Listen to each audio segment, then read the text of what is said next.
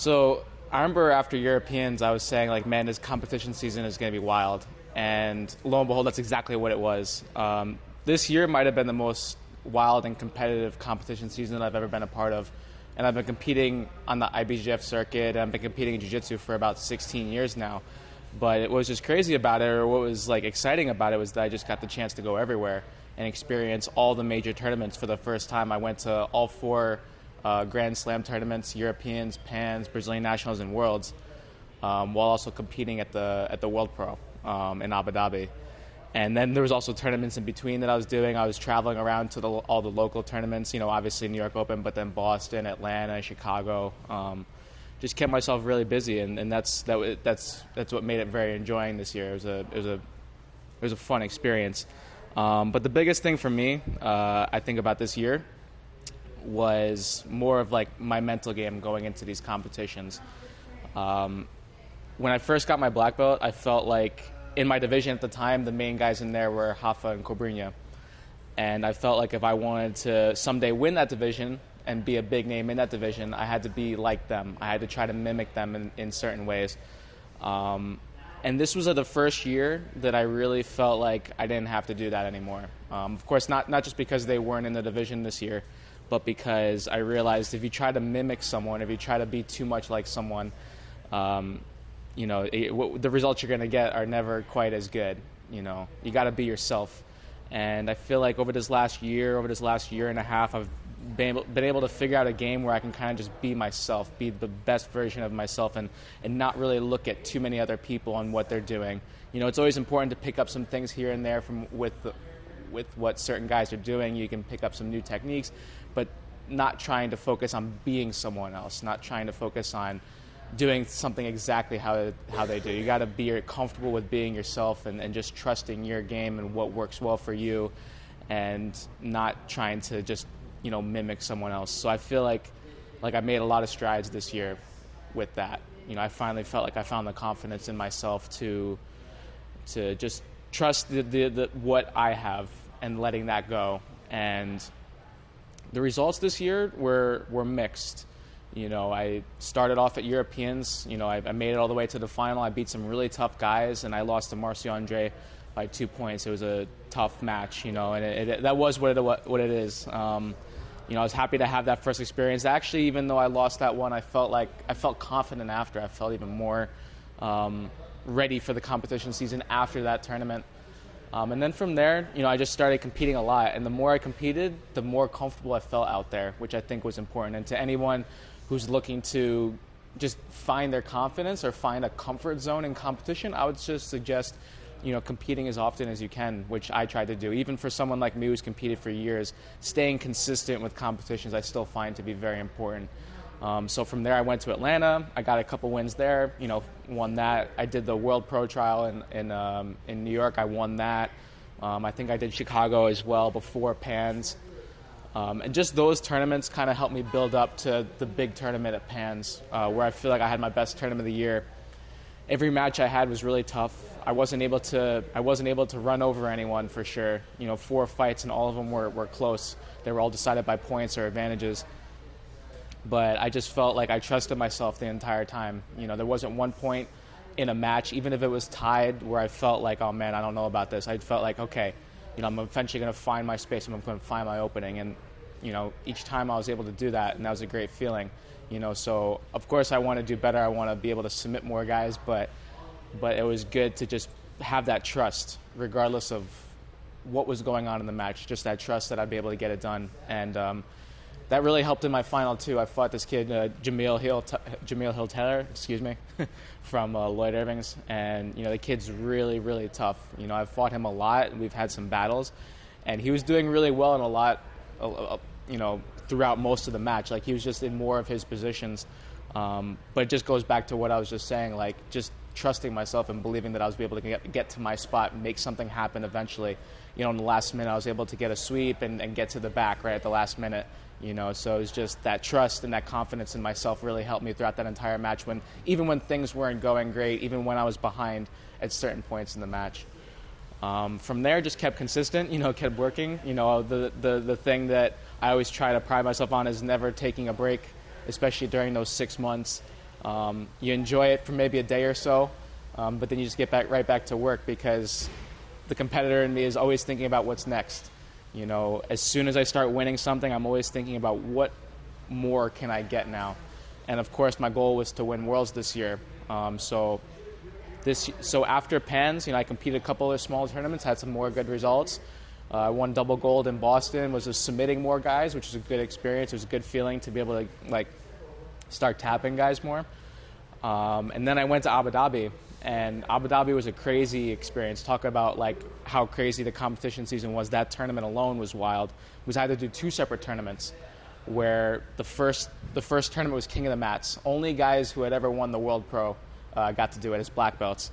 And it was a stacked division. It was an interesting setup because you fight everybody on your side of the bracket. And I remember it was a bit of a different experience for me. It was actually I lost my first match to Celso Vinicius, and I was all thrown off when I went back.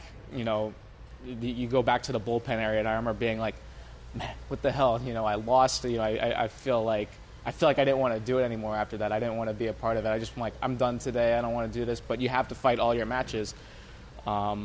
I'm glad with how I was proud of how I recovered from that. I was able to kind of just get over it, put it behind me, have short-term memory, which is another thing in this sport that I would tell people that is very important. You got to know how to move on real quick, and especially at that time.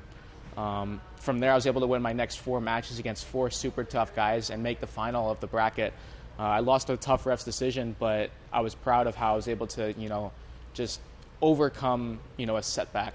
It's easy to keep going when you're having, success and when things are kind of coming easy and when you're winning a lot. But it's another thing to just keep going when you have a setback or when you don't want to continue competing or when you're not feeling good or not feeling up to par.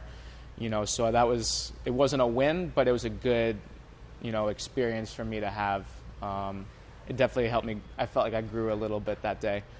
The next part was tough because I had to go compete 2 days later in the regular World Pro.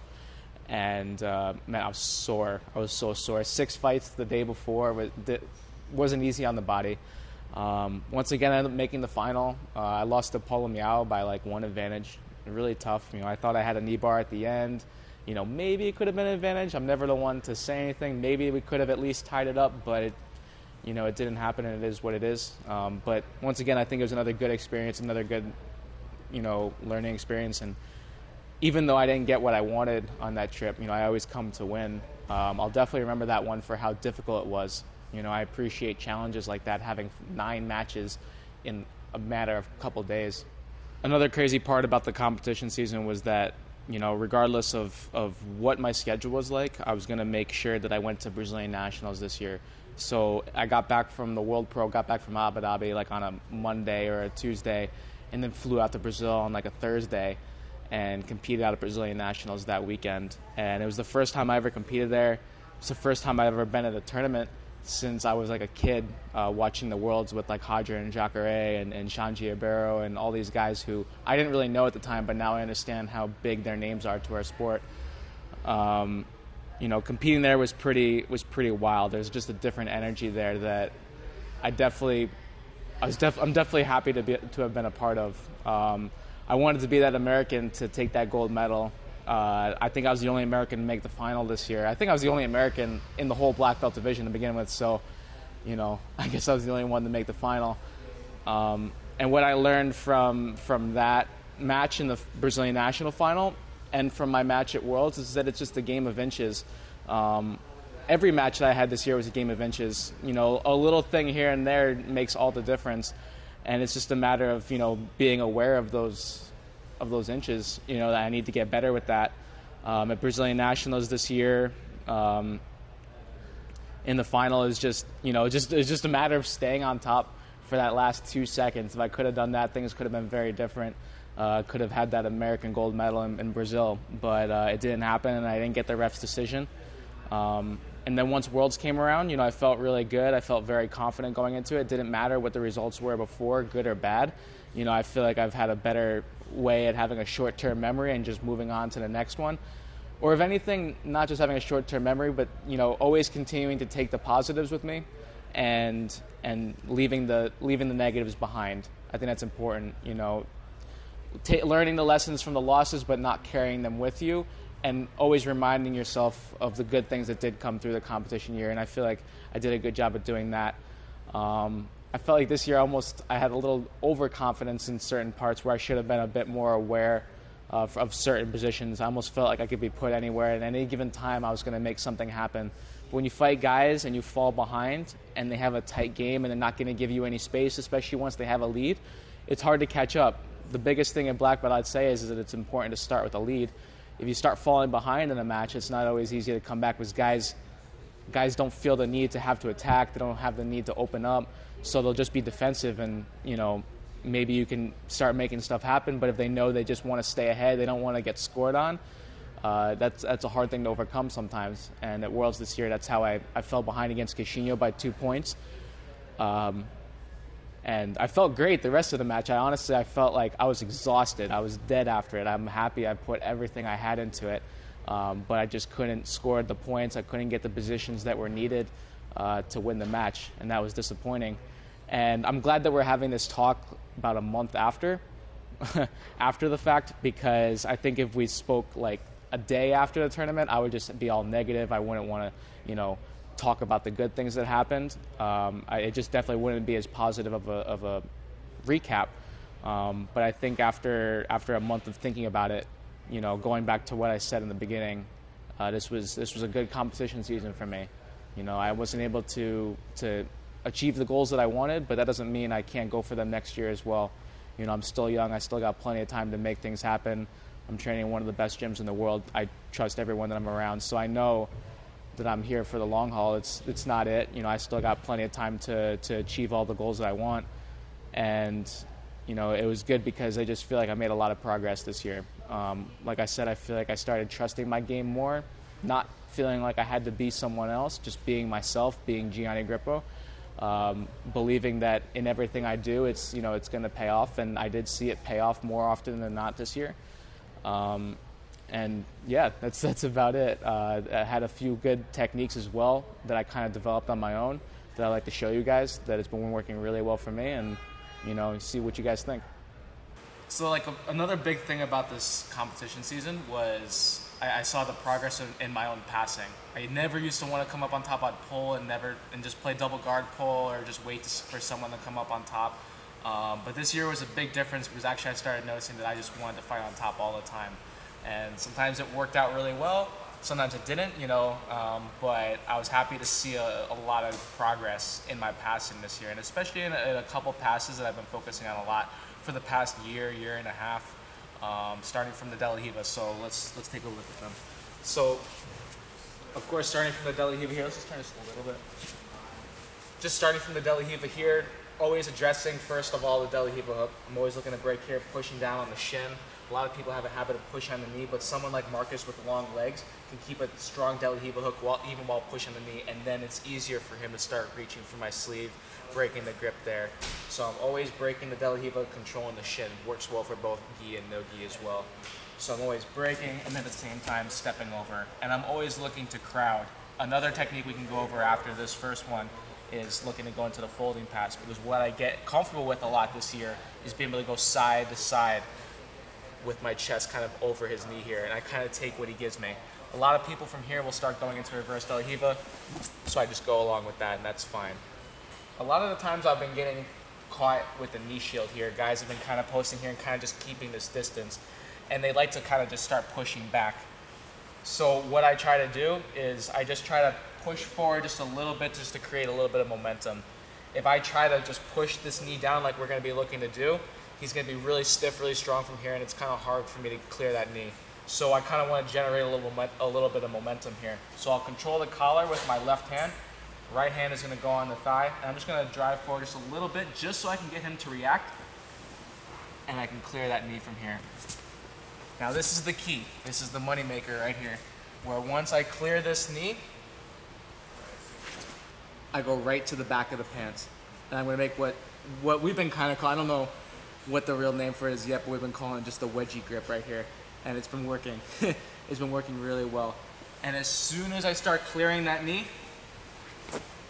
I'm looking to reach as far with my left hand across his back as I can. And now from here, we can just be really patient and wait.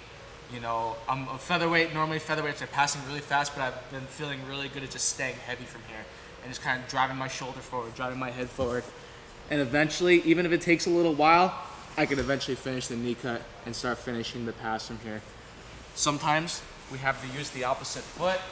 If the guy has a really strong half guard, if it's locking up, sometimes I can't just clear it here, so I kind of have to use my bottom foot or my left foot to help clear.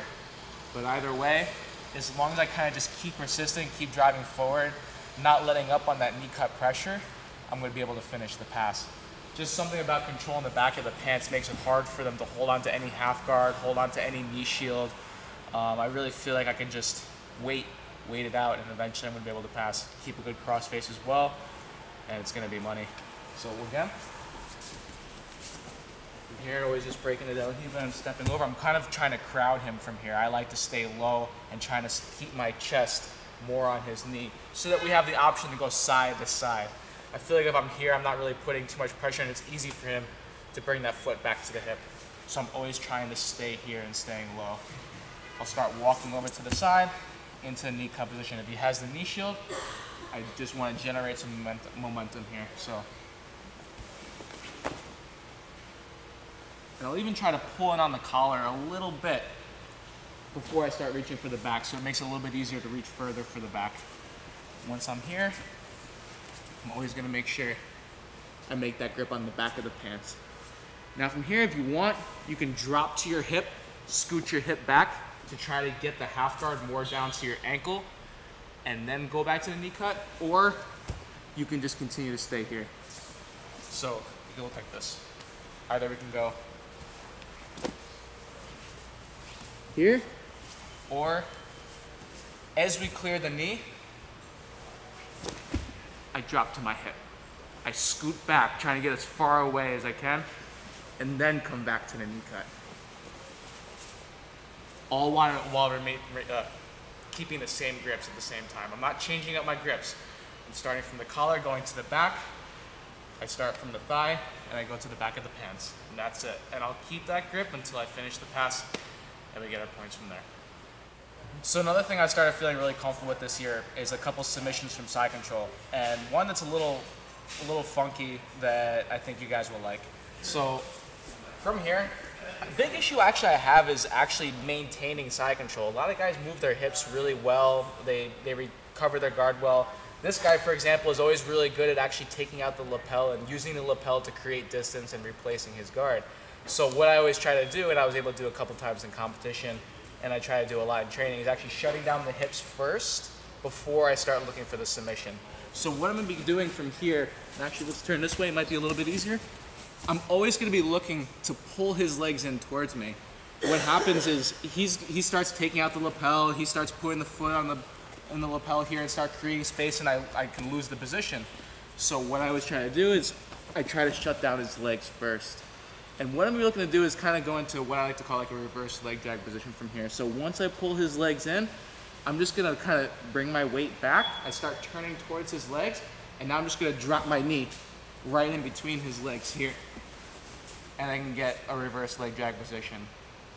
Granted, we're kind of taking ourselves back into a half guard position, but obviously this position is not very strong for him here. There's not much that he can really look for, and I'm really just going to keep the pressure, and I'm going to be in good control from here. So when we're here, also just make sure that we're not on the top part of our knee, because then we're not putting as much pressure. It'll be a little bit easier for him to maybe come up off this hip and maybe start rolling for a knee bar if they're well versed with leg locks. So whenever you get to this position from here, always make sure, I like to have my toes over his ankle here, and I'm always going to make sure I drop my hip onto his hip here. So really, if he tries to move anywhere, it's going to be very difficult in this spot. Now this submission that's going to come in is actually quite simple. I'm going to look for the back of the collar here. I'm going to pull his head in towards me, and I'm just going to be looking to throw my leg over his head. And when I'm here, all I'm doing is two things. One, I'm not going to do it too crazy so I don't put him out right now. I'm going to pull his collar in towards me, and I'm just going to be kicking my leg back, and that pressure there will get the tap. So first, control the hips, and then we can start going to go from there. I used to do this a lot, just straight from side control, and sometimes you can get it. Sometimes you can just throw the leg over the head and get the finish from there. But guys are becoming aware, they can move their hips, they can kind of move around a little bit. So I like to control the hips first and then start throwing the leg over.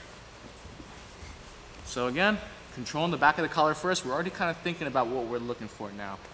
I start pulling his legs in towards me. I back up a little bit just so I can give myself some space and bring my knee in. Make sure I'm not just too squared up right here.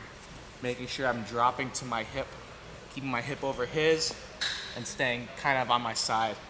Now once I'm here, I can start pulling his head in towards me, making sure we're not having too deep of a grip because then it's gonna be hard on our wrist. You can make a fairly shallow grip right here and it'll still be effective. And now from here, I'm just gonna throw my leg over and I start looking to pull my leg or kick my leg back and pull the collar towards me. And I'll have the finish from there. I had a couple finishes this year in competition with that, and I got a lot of questions. So if you guys like it, well, there it is. And then reach out. It's more solid finishes. Okay, 1 second here. We go to that, and camera's rolling whenever you're ready.